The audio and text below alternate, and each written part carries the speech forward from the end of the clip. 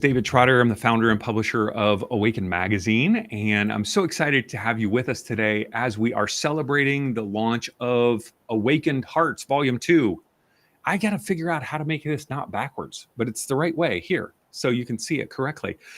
This hit #1 bestseller on Amazon today. We're so excited as this is launch week for this incredible book.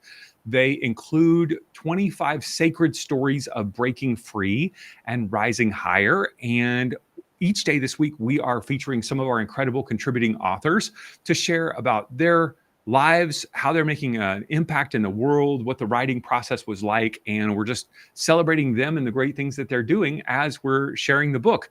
And just as a side note, would encourage you to pick up the book. You can do that by going to the URL below, awakenedheartsbook.com. That'll take you right to the Amazon page. You can get it for $1.99 on Kindle or paperback or hardcover. And we'd encourage you to leave a review. I think we've got 22 5-star reviews so far, and we'd love to hear what you think as well. So pick up the book, leave an authentic review, and spread the word about these great stories. So today I am joined by 4 of our incredible authors: Chris Eaton, Brenda Mattausch, Michelle Dutro, and Manna Dabholkar. It is great to have all of you with me. Woo! Yes. So I want to begin by just hearing a little bit about you, if you wouldn't mind introducing yourself and telling us how you are serving the world and maybe even where you are in the world. I know you guys all work with people globally, but it's always fun to hear where people are living. And so, Chris, do you mind getting us started? Sure.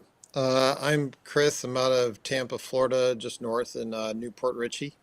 My wife and I run Trinity Yoga Wellness Center. I am a death doula. I sit with people that are given terminal illness, people that are dying in their final days. I help them navigate the physical, emotional, mental, and spiritual aspects of dying. I also sit with the suicidal, people stuck in addictions, or what some might call the darkest hours, and help them see potentially a new pathway through it. Thank you, Chris. And I think your background is very on brand. Like you're in the dark. I love it. We have 2 death doulas with us today, which I think you might hear about a little bit later. So, Chris, it's great to see you. Thanks for joining us. Brenda Lee, tell us a little bit about yourself.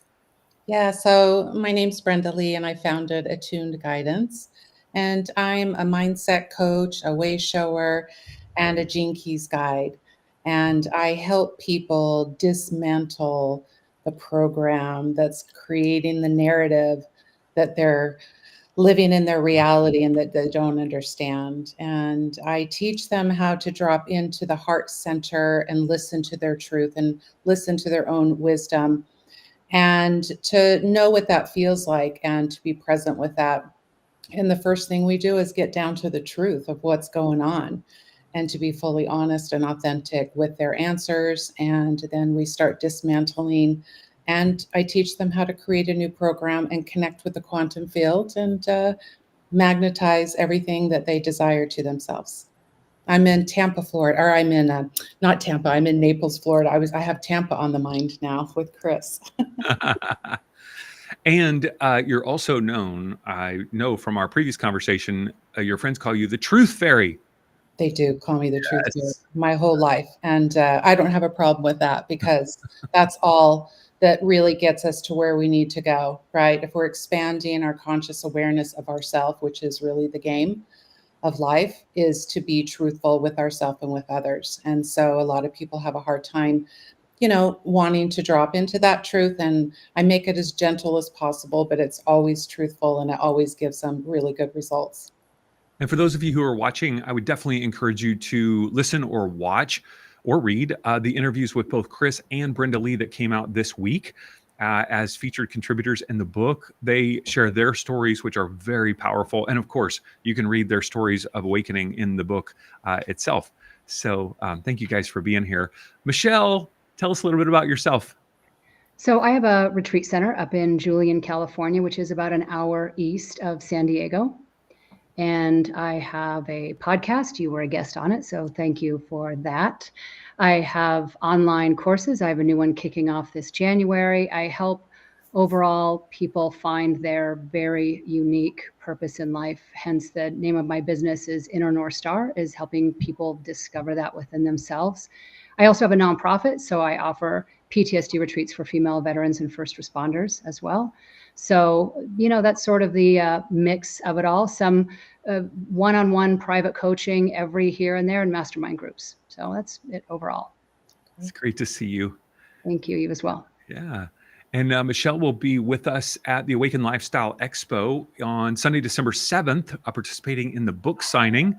The first 50 individuals who, let's think about this. The first 100, no, I've got it mixed up. The 50 VIP ticket holders and the first 50 who come through the expo, they are all getting a complimentary copy of the book in their swag bag. And so I thought, well, man, let's have some authors there to do some signing in the process. So that'll be fun. Manna Dabholkar, tell us about yourself and how you are serving the world. Hi, David. Well, thanks for having me. My name's Manna, and I am the founder of Conscious Leadership Institute and Global Gift Initiative. So let me just share briefly about these organizations and how we are serving others. My spiritual background is that of a death educator, doula, just like Chris.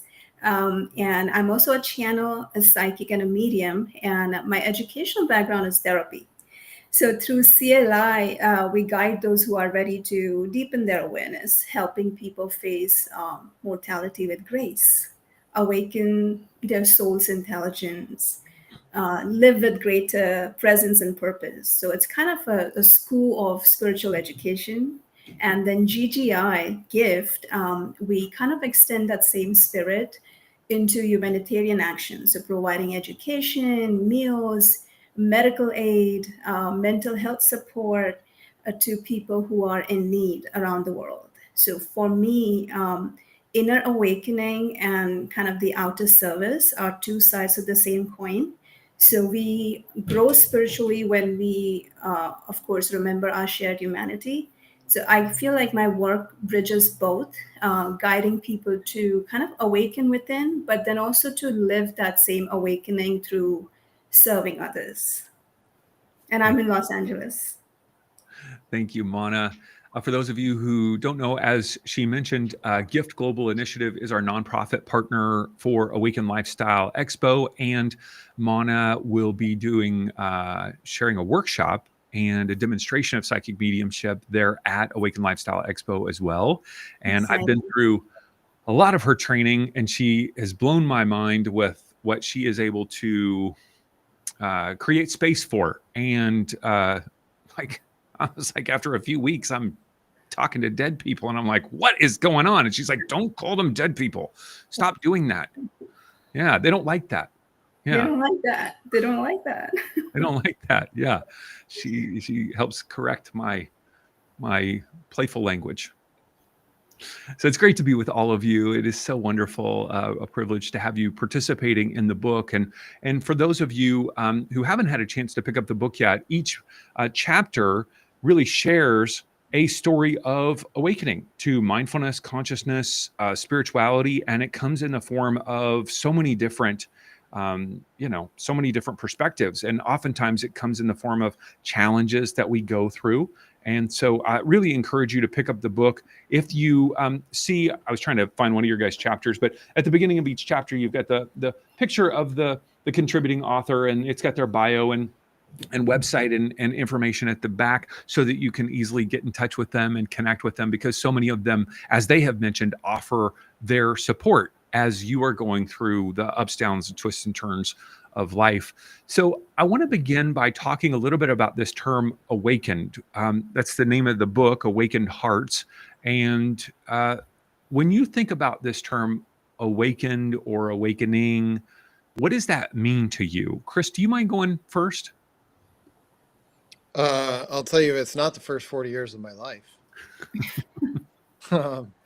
I think of it as living in consciousness, aware of that we are as soul first, body second, mind and everything else. Those are just the tools that we use to navigate this experience on Earth. So that's what I would consider as awakened, as having a real deep, true understanding of who we are as human beings.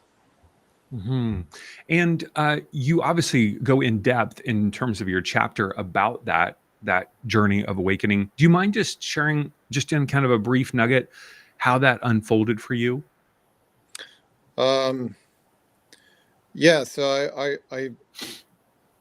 I want to just claim ignorance. I grew up in an amazing household with absolutely beautiful parents that did everything. They gave me, provided so much for me. But the one thing that was missing was me having a very clear understanding that I was a soul. So I spent from day one thinking I was a piece of flesh with a name, and I navigated like that, acquiring different skill sets along the way, thinking, I was my resume, I was all my experiences, but that means I'm the good, the bad, the ugly, and no one wants to be the ugly. We want to forget about it. So I had a lot to learn when I was 35. I tried committing suicide, and then I talk about that in the short story, as well as the podcast of just, how do you recover from suicide? And so I mentioned that I had three questions that came about after suicide was, how did I get here? How do I never go back? And then eventually, how do I help others do the same? And so the progression of trying to figure that out was first the identity, is realizing that I was a soul first. And then after I did that was detaching and letting go of all the held emotions that I had bottled and drank away, or used pills to quiet, to numb myself, to navigate those 40 years. But to come about, how it came about was a combination of things. But I met elders of the Tibetan monks. I met a shaman. I met a psychotherapist named Nigel. And I think a combination of those three all at the same time. 2023 was, I say some people can be like slowly, like gently awakened, and like it might be a slow progression. But for me, it was like a punch in the throat. To to get out of my addictions, and I was lost, and I felt helpless, hopeless. I didn't think there was a way out. So it was beautiful that it all happened at once, and I had the honor and blessing to do it alongside of my twin flame, everything together. So Wonderful. Thank you so much, Chris. So glad you are here with us. Yeah. Yeah, great to be with you. Brenda Lee, how about for yourself? When you hear the word awaken, awakened, awakening, what does that mean to you? Yeah, awakening, by the way, my perception of that changes every day because I'm completely fluid.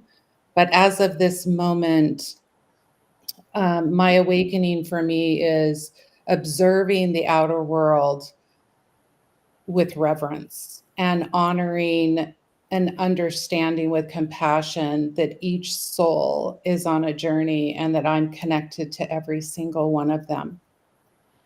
And knowing that witnessing them is helping me find my way back to myself. And in that witnessing, I can keep unfolding layers, different versions of myself that I have not yet met. And that's always expanding my consciousness to a higher platform that just keeps me grounded in what I'm doing, staying in my truth, and honoring the ebbs and flow of this awakening and the shedding. Because some days it's delicious, and other days it's just not fun to have to go through egoic part of you to release that. And so, it's a process. So it changes every day for me because I'm completely fluid with the universe. Hmm.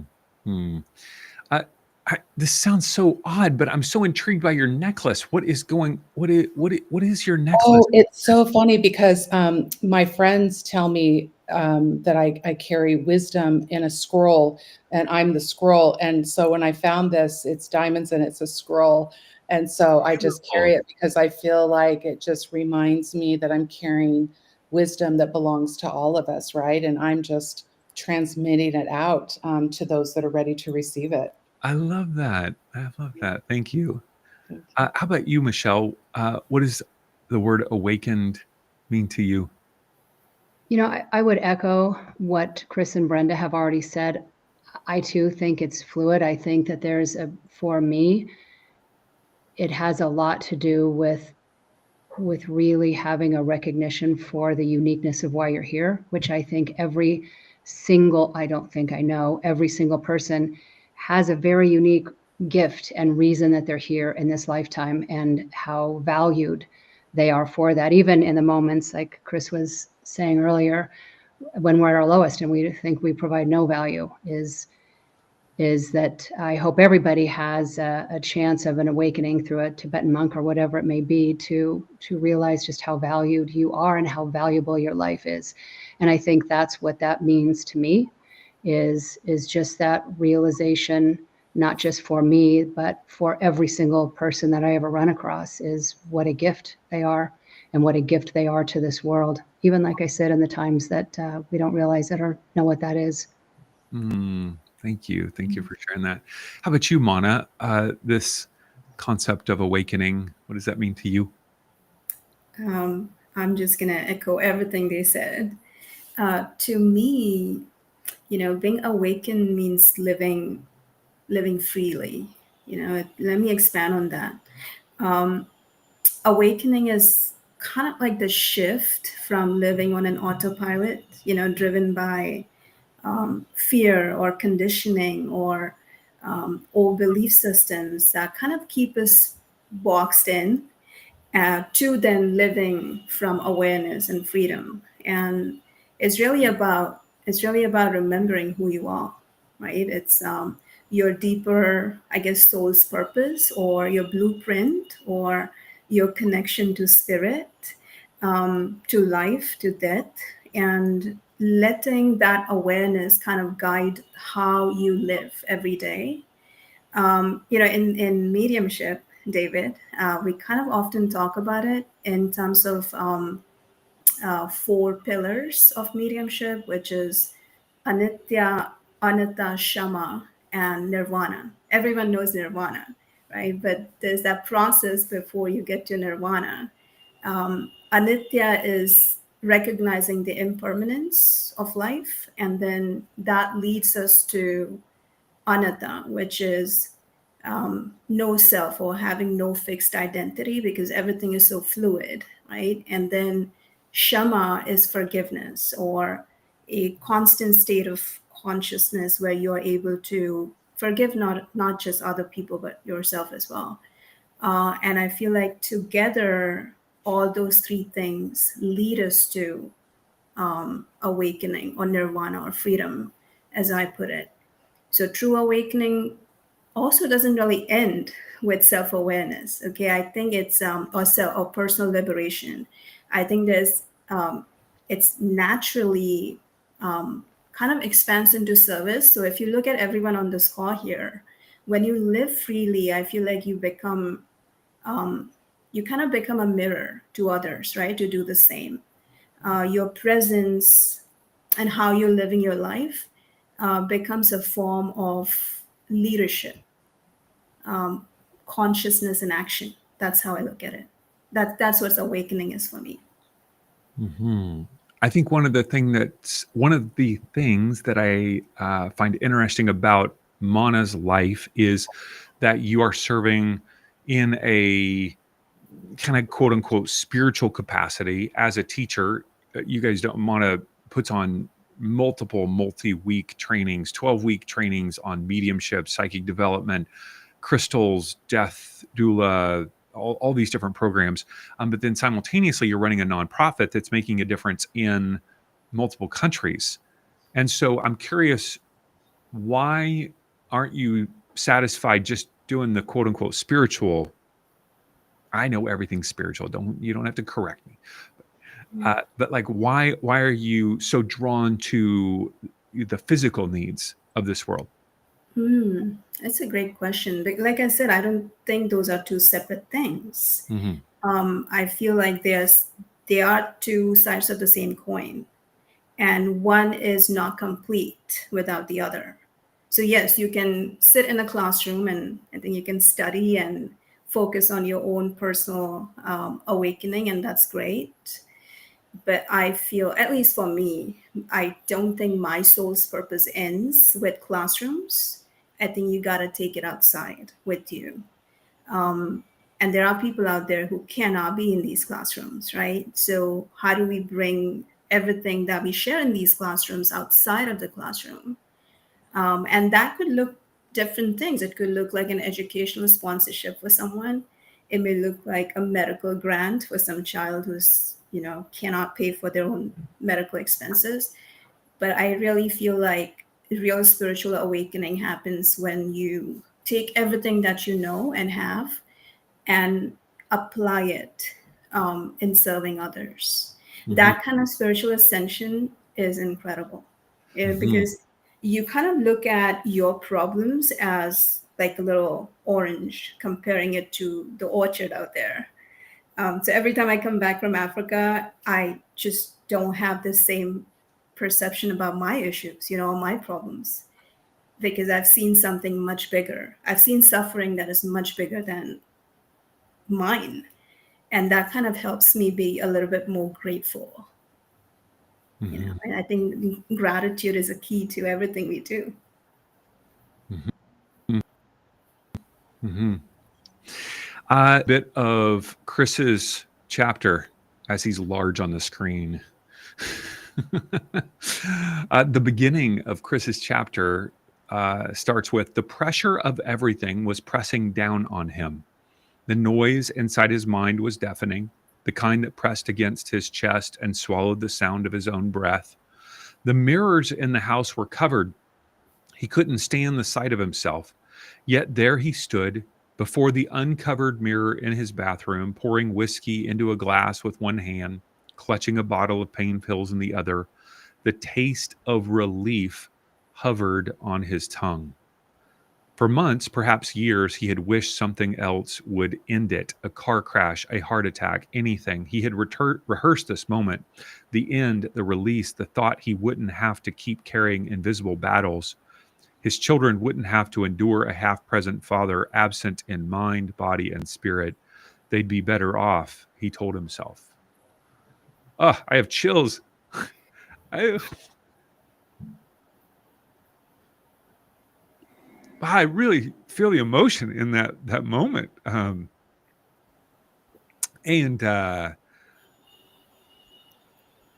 so just so thankful to know you had these resources, show up, these people, these in a sense God with skin on, to help you navigate this process.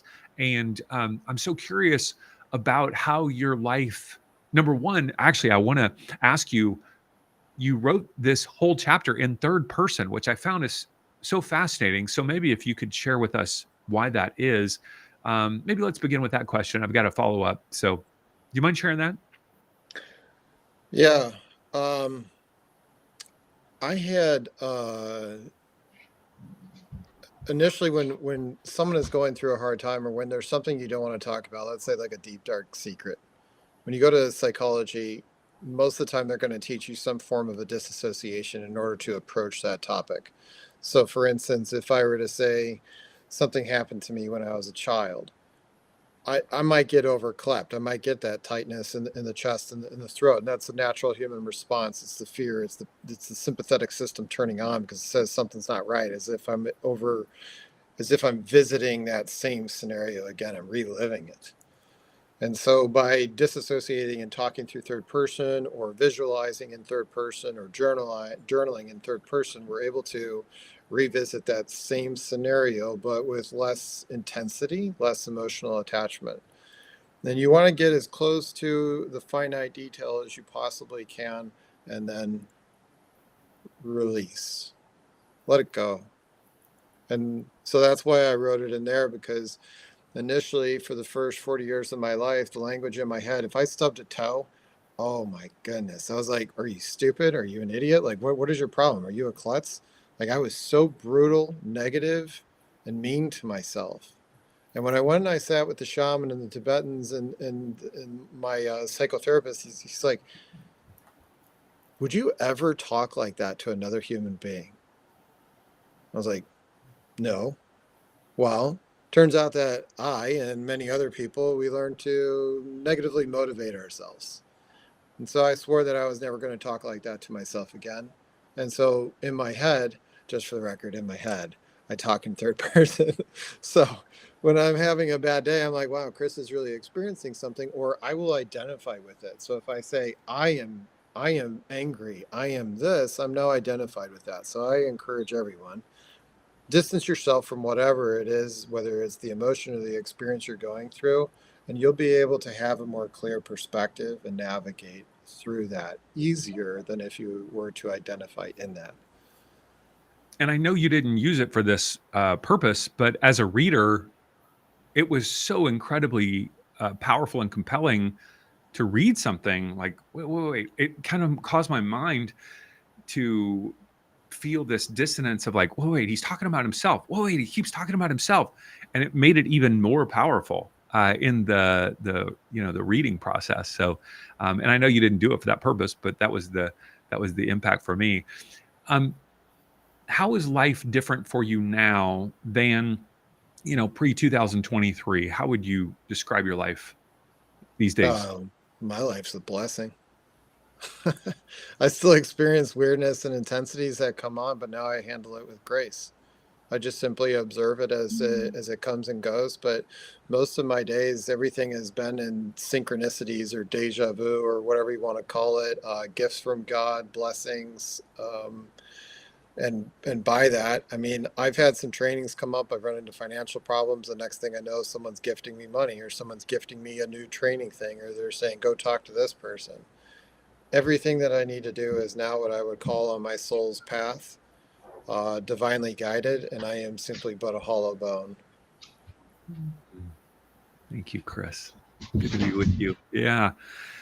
Michelle, I want to hear how life is different for you at this season of life. And I know we go through multiple awakenings, and right, we've talked about fluidity and there's the process. And by the way, for those of you who are on this call who you have not heard Michelle's backstory, we are looking at a former firefighter right now. I just want you guys to know that. Isn't that crazy? I don't know why that is so sexist of me. I'm just gonna point that out, like, so sexist. Yeah. Oh, that's funny. Well, you're not alone. You're not alone in people. At the fire academy, I can assure you all the other firefighters thought the same thing. What in the world is this girl doing here? So you're not alone. Yeah.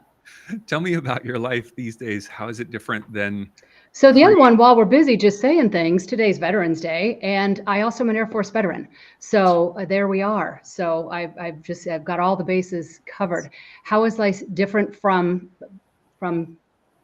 my reference point in the book? Is that what you're asking? Well, or just, as you think about, wow, you've gone through transitions, you've gone through awakenings in your life. How is life different these days, with what you're experiencing? I think the biggest difference in life is a truly limitless possibility, is that as soon as we are sure of something, that's a limitation.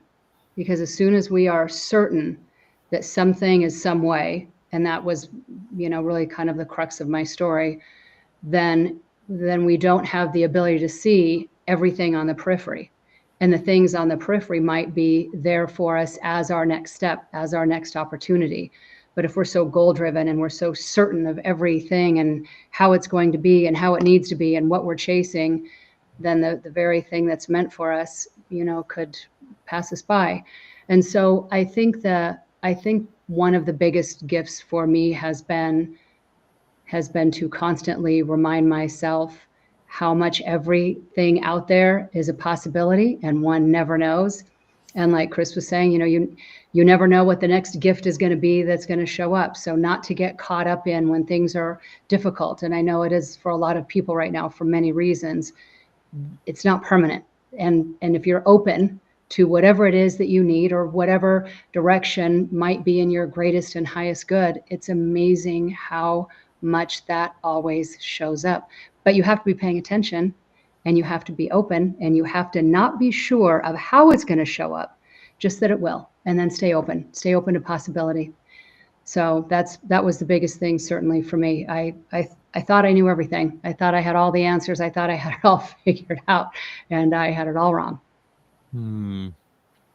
I cannot wait for you guys to read Michelle's chapter. Just a powerful story about a moment in time when she was a firefighter that she shares with us. It's just really pivotal in her life and powerful, I'm sure, for you as you read it. So thank you for sharing that story, Michelle. Thank you, David. Yeah. Brenda Lee, I want to hear how life is different for you. Maybe tell us what you were doing prior to 2020 in your business life and kind of what shifted for you. Okay, so I was in the grind. I was a business owner and a control freak and a workaholic and an overachiever. And I was truly happy in all of it. And that was defined by what I thought happiness was, which was achieving everything outside of me. And it's the only thing that I knew. And I had an awakening in 2017 on Maui the day I landed.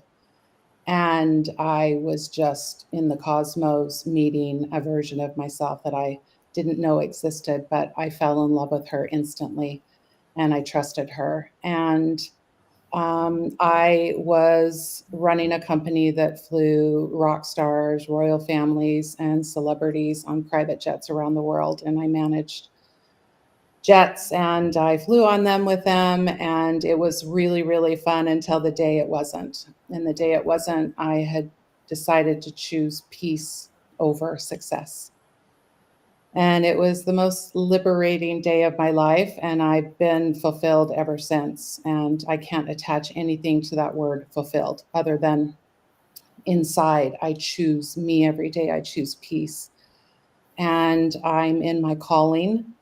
This is coming from some place other than myself that I know, but I can't touch. And I honor it and I trust it. And I hold some beautiful wisdom that belongs to the collective. And I'm doing everything I can in session and teamwork courses, and I have online courses, and I'm holding space for those that are ready to receive some truth about their life and how they can change it. And my life gets better by the minute because I'm just dancing with all possibilities in the universe. The universe shows up for me every day, whether I'm receiving a lesson or receiving a gift, and I'm grateful for it. And I live in a flow of just being a magnet for all that belongs to me. I know in your chapter, you talk about a huge shift came in 2020 with COVID and the phone quit ringing, business kind of shut down. And you write, for the first time in 30 years, my phone didn't ring and my email was no longer flooded with requests. Having been tied to my phone for so long in a fast paced industry, it was nearly impossible to switch off. However, amidst this quiet, I discovered an inner stillness I had never experienced before, a profound peace that felt irreplaceable. This is what people who have peace feel like. This is their natural, everyday, free self. I didn't know it until I met it, but this was what I had been craving my entire life. Yeah, so true. And that day, my mind didn't have anything to discuss with me about shutting down my business. It was so profound. It was just all the planes were on the ground in 2020, and so my business went still, and I was sleeping with my phone and showering with my phone and answering it on the third ring. And I did that for so long that it was just my normal.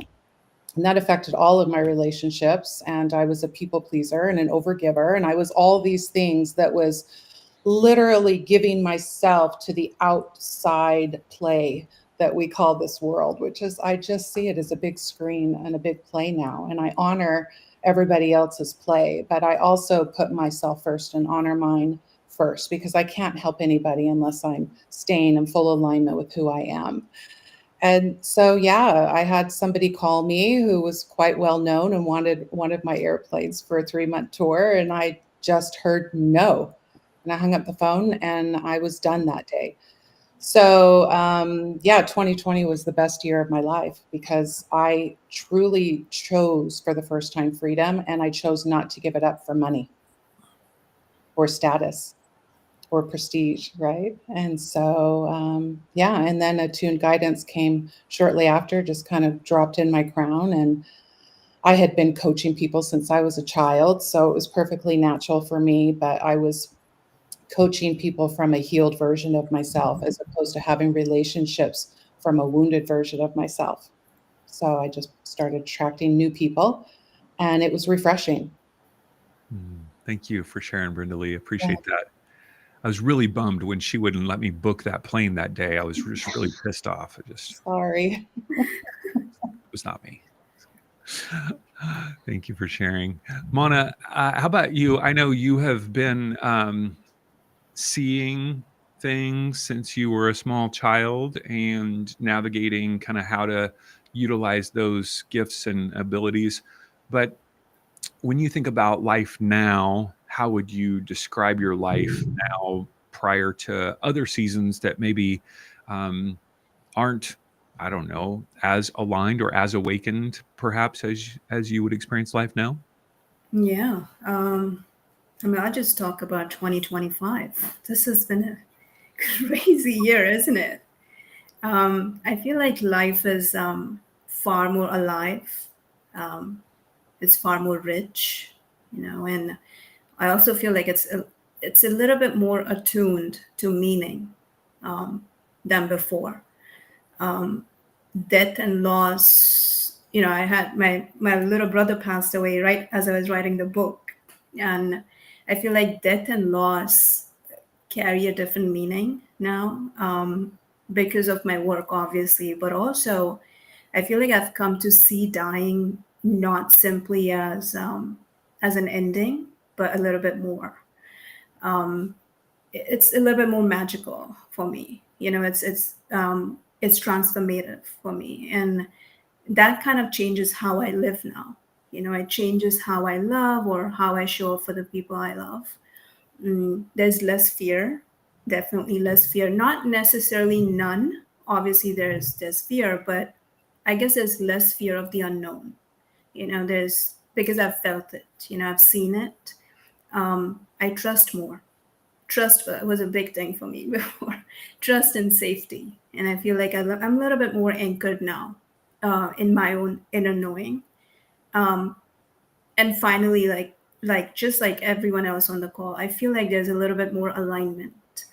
My day to day, my business, my teachings, every interaction, like every relationship, feels like it's a little bit more in sync um, with my soul's mission.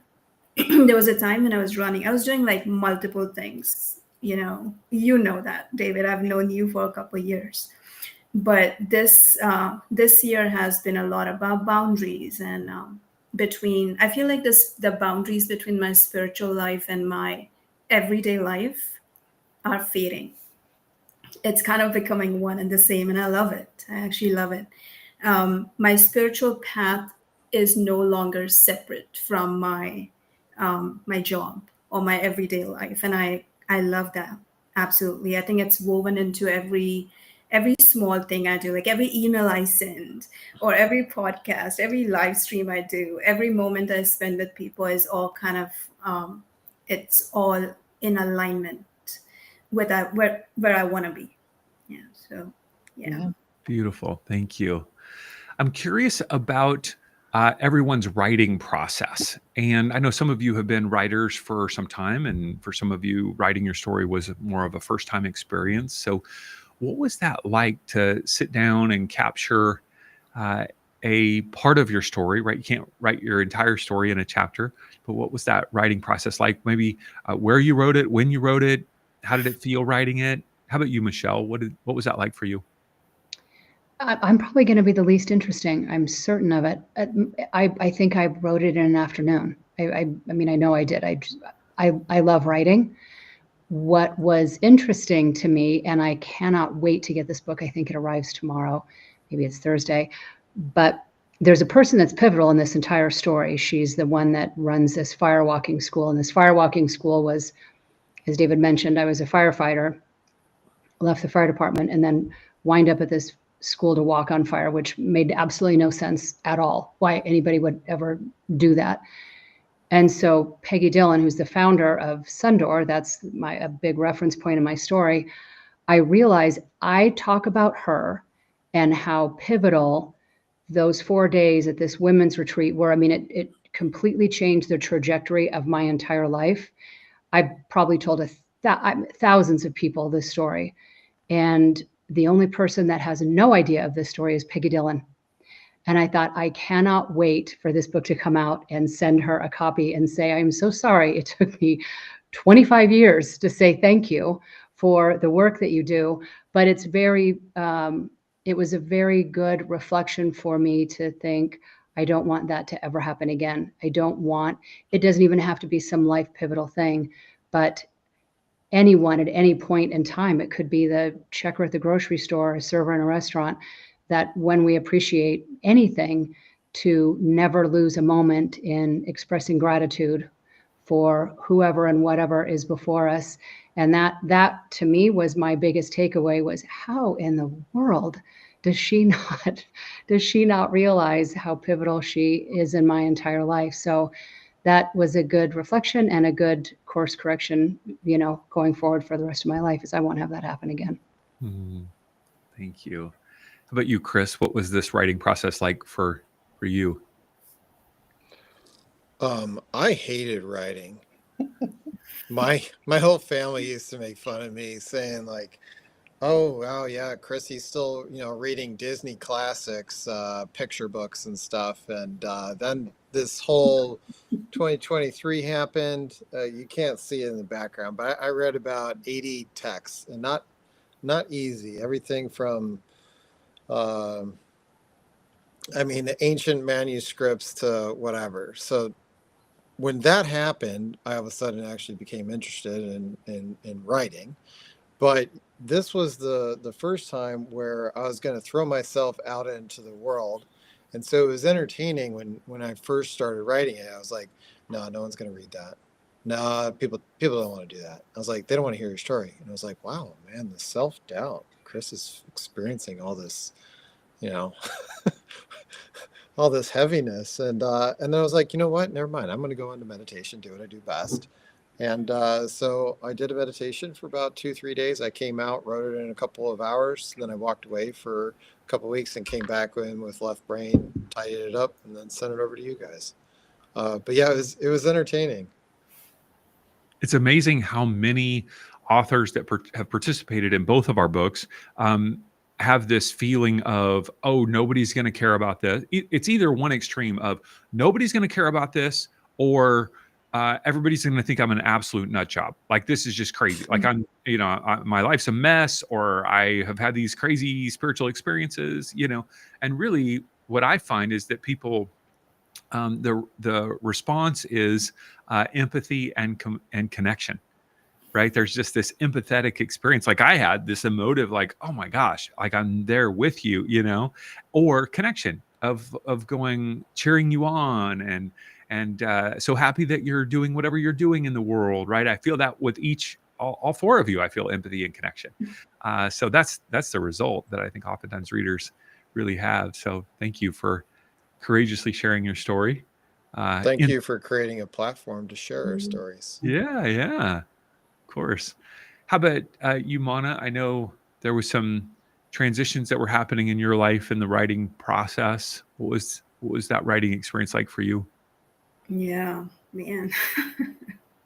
I think it was a blend of inspiration that I got from everyone here on this call, and then just knowing that there are so many people who are kind of ready to tell their story, and just like Chris mentioned, I was like, why would anyone want to hear what I have to say? Even though that's what I do in my classes, right? It was just, I think maybe I was a little lazy to put that in writing. But I share every day, everything that I know is, I've been doing that for 20 years. I liked the structure and discipline, David. So I kind of, I want to thank you for like pushing me, a subtle push into this, but I think for a spiritual text, which is how I kind of think of this, writing kind of meant setting aside a little bit of time. And as I was trying to get into it, my brother passed away, and it was a shock. It was like sudden passing. And even though I am a death doula, I was not expecting him to. He was only 37, and I feel like because the work is so intimate, like death and grief and all kinds of fun stuff, I had to really lean into my own process, because every other time it's about other people. I'm helping others. But as I'm writing this book and he passes away, I had to let those old stories kind of come back up, and let them be transformed on the page. I had to go back to my mom's deathbed and all kinds of stuff that I haven't really spoken about in years. So that means that the writing was also kind of healing for me, and I feel like I invited a lot of people, which is what I don't do. I invited some of my students to kind of look at the draft and tell me how they feel about it. And when I think most of them were like, "Oh, I got goosebumps," and I was like, "Yes, got it. This is it." So even after the first full draft, I kind of revisited the chapter as I continued teaching, and doing those live sessions and kind of experiencing fresh awakenings. I feel like it became for me like a loop between living those emotions that I was trying to kind of write.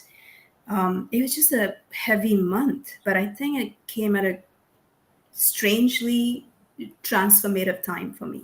So I'm glad I was doing it. And so throughout the writing, I think the guiding question for me was like, how will this help others? How is it going to help someone awaken or reclaim their power? Or more importantly, I think what's important for me is people don't view their failures or the stagnancy that can come sometimes in our lives where things are moving really slow, or grief from a sudden passing or a sudden change. I don't want people to think of that as a failure, but just a recalibration, and that kind of kept my writing grounded in purpose. Mhm. Well, thank you for continuing with the project when you could have, said, "Hey, let's hold off." I really just appreciate your willingness to write and share during that season, that time, and I mean, I love every single chapter, but Manna's chapter was fascinating for me because it begins in 1990s Mumbai, India, and I've been to India a dozen times myself. I love the nation of India, and so it was fun to step into a different culture for a moment in one of the chapters, and kind of just smell and breathe in all the different Smell the air. aromas of India. Uh, so yeah, thank you so much. Brenda Lee, how about yourself? What was the writing process like for you? So for years, my friends had told me I should write a book, and I couldn't even comprehend how I could put everything I had been through in a book. And when this invitation came, my soul said, "You're going to do it." It was a pull. And when I started to write it, I had the fear to come up. What are people going to think? What are people from my old industry going to think? Because when I had my awakening in 2017, I lost about 30 people overnight, right? Nobody understood and nobody got me. And I just chose me for the first time in my life, and I wasn't going to go back on that choice. And so a little bit of fear came up of putting this story out. And then I just pushed through and I said, "No, I have nothing to hide. This is who I am. And maybe this will touch one person and make them understand how powerful they are." So as I was writing it, which took quite a long time because it was very long and I had to keep cutting and cutting, cutting because what happened was just so profound. And I went back to Maui in my heart and my mind, and I revisited the actual feeling of what happened during the awakenings, the astral travels, the information that was coming from my council. I actually went in there, and then I would bring that emotion and put it to the paper. So I actually, when you're in it and you're unfolding, it's happening in layers. And even though you went through that, you kind of just keep pushing on. And when I revisited it, I was like, I can't even believe I got through that year. I can't even believe I got through that 2 years. So much was happening energetically. I was shedding so much so fast. I mean, it was just peeling away quick. I'm an Aries and it goes fast. And when I sat with it for weeks and weeks and went, oh my gosh, I'm so proud of myself for getting through all of that alone in the middle of the Pacific Ocean, not knowing anybody when I moved there. 5 weeks after I was on vacation, I just moved to Maui. I just felt it. And so for me, it was a beautiful dance with an old version of me many times over that was just peeling away to blossom this one that I get to dance with all day and play with and get to know me on a different level and constantly changing. Sometimes I look in the mirror and I don't even recognize myself. I change so quickly and I just love that. I'm just all for change. So yeah, it was a really, really fun process to revisit the whole thing that happened that was real for me. Wonderful, wonderful. In one sentence, if you can, Brenda Lee, what is your hope for your chapter in the book as it goes out into the world? As people read it, what is your hope for them? One sentence. I hope that they realize that they have incredible wisdom and power inside of them that's waiting for them to open up to. Wonderful. Attunedguidance.com is where people can access your courses and your coaching and all of your ecosystem of wisdom that you're sharing with the world. So thank you. How about you, Chris? What a sentence, what is your hope for your chapter in the book as it goes out to readers? My mission statement is don't wait for death to wake you up. Love it. Period. Do it now. Do it now. Do it now. Yeah. Yeah. Yeah, and that could be feeling like death or getting stuck or whatever it is, burnout. You already know inside. Yeah. You know it's ready for change. Take the change now. And Chris, for us to connect with you online, what is the best place? I'm an open book, so Facebook, LinkedIn, or trinity-yoga.com. You'll go there. Easy to find me online. Yeah. And of course, you can just also search, if you go to awakenmagazine.com and just look on the homepage this week, you can find Chris Eaton, or search in our search box, Chris Eaton, and you'll find a great interview with him. Same thing with Brenda Lee this week. And Michelle, how about for you? A sentence on what you hope as your chapter in this book gets out into the world. That life is truly unlimited possibility, and put yourself in situations that are very unique and different than anything else you've ever known, and you'll start to see that. Wonderful. MichelleDutro.com is where you can find out about Michelle and her retreats and her podcast, and maybe coaching if you twist her arm. Maybe. It's great to be with you. Thank you. Manna, how about for you? How about a sentence on what are your hopes as your chapter in the book gets out into the world? I hope that this book becomes a mirror, and also a bridge, also a mirror for readers to see themselves in it, their own journeys, in kind of like all of our journeys, and a bridge so that they know that they're not alone and that there are other people who have walked that path before, and they'll be okay. Hey, that's my hope too. That is the reason why we created the book, is so that it would be a mirror reflection, and that you would then reach out to these incredible conscious leaders, healers, and coaches for support. And so at the back of each chapter, and here's Chris's right here, you've got his face, his bio, his websites, and a QR code, so you can reach out to him for support and encouragement. And that's the case for everybody in the book. And just to encourage you that you would pick up the book And so you'll find the URL at the bottom of the screen, awakenedheartsbook.com. That'll take you right to the Amazon page where you can get the Kindle, the paperback, the hardback, and encourage you to get a copy, give it to a friend, leave a review. We would love for these stories to impact your life and the lives of people that you know. So you guys, thank you so much for joining me today. It is so great. I love hanging out with you and hearing your wisdom. And I hope that you enjoyed getting to know each other in the process of this conversation too. So thank you guys. Thank you, David. Thank you,